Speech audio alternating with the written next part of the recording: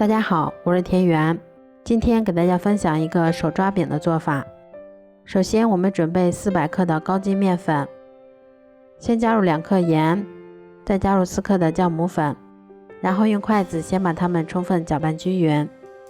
再少量多次的加入大约230毫升的温水，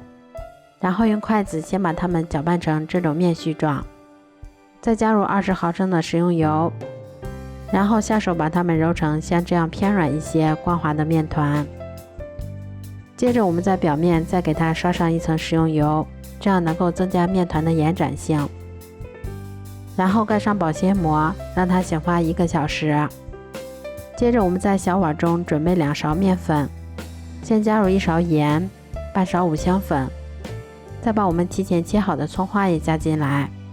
最后我们再淋入1勺烧好的热油，激发出它们的香味儿，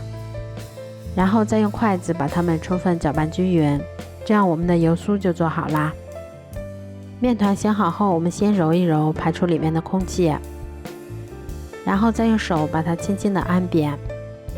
再把它擀成一张厚度约2毫米的长方形饼皮。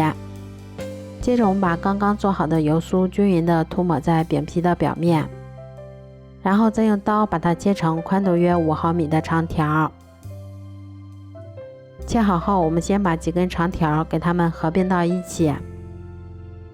然后再把它们从一头慢慢的卷起来。接着我们再用手把它轻轻的按扁成小饼的形状，然后再把它擀成厚度约2毫米的圆形饼皮，这样我们的生胚就做好啦。都做好后，我们把电饼铛预热刷油，然后下入我们做好的生胚，表面再给它刷上一层食用油，防止水分的流失。烙至一面金黄后翻一下面，一直烙至2面金黄后就可以出锅啦。这样做出的发面千层手抓饼，吃起来外酥里软又多层，葱香味也特别的浓郁，而且是发面的，还很好消化，对于老人和孩子都很适合。如果喜欢的话就试试吧，